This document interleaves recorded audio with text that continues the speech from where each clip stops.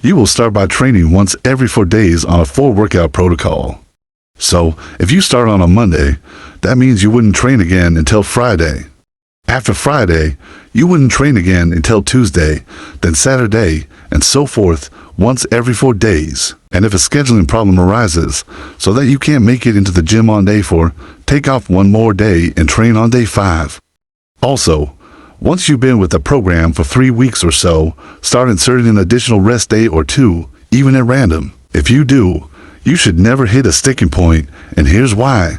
As you grow stronger week to week, as you will with this program, that is, as you lift progressively heavier weights, the stresses on the body grow progressively greater too, until finally, unless you do certain things like add extra rest days, the stresses will reach a critical point. They'll constitute overtraining, and the first symptom will be a slowdown in progress.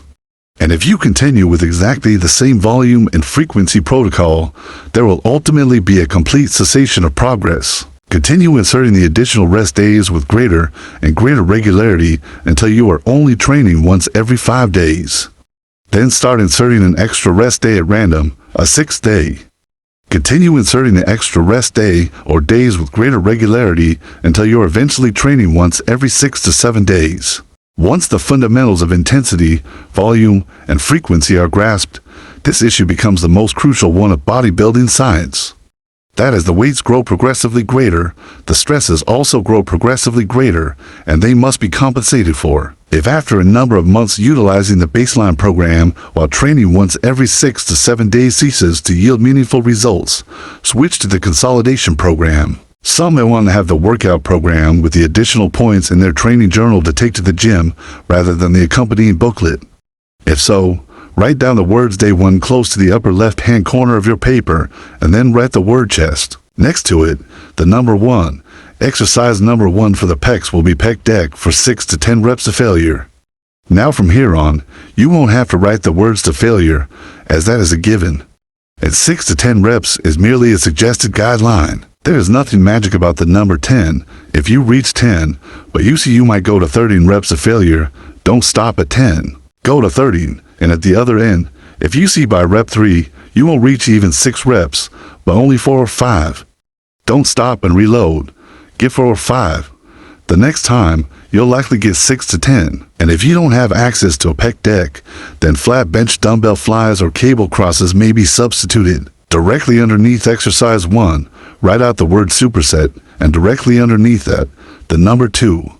Exercise number 2 for the pecs will be the incline press, preferably on a machine such as the Smith, Hammer, Icarian, or Nautilus. If you don't have any machine for the incline press, you may perform either regular free weight barbell incline presses or incline dumbbell presses. Exercise number 2 should be performed for 1 to 3 reps, not 6 to 10, 1 to 3 reps, and make a parenthetic note next to the incline press. Use a fairly close hand grip.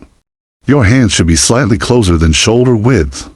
What should be wide are not your hands, but your elbows. Flare your elbows way back away from your torso toward your ears, and you'll feel all the stress go into the pecs.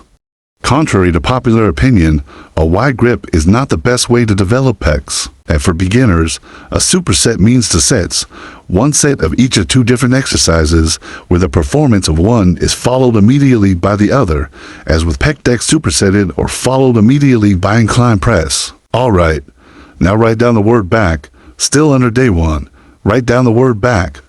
And then the number 1 itself, exercise number 1 for the back will be close grip, palms up, pull downs, 6 to 10 repetitions. Close grip, palms up, pull downs.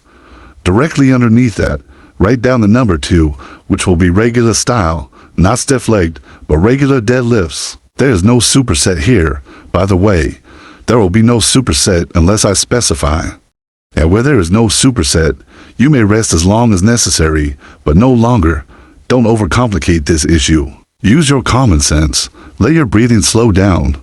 And as soon as you feel ready to resume training, do so. Do not allow the workout to degenerate into a race against the clock.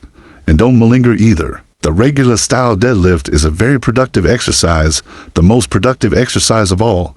In fact, because it stimulates so much muscle mass, everything on the backside of the body, from the Achilles tendon to the nape of the neck. However, There is a bit of a risk factor here not seen with most other exercises, so listen carefully.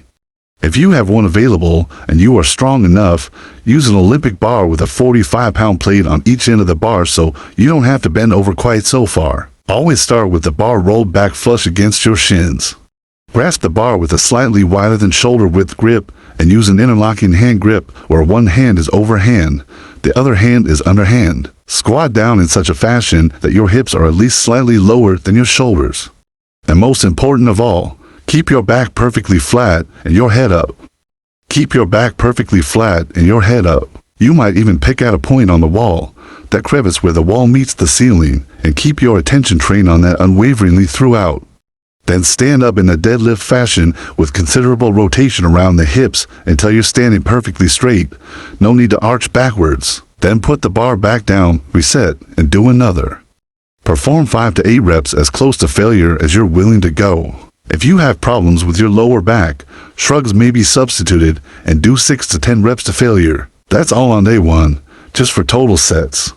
Then 96 hours or 4 days later is day 2. Thanks for watching. If you enjoyed the video and the information provided, please check out more of my videos and subscribe to my channel.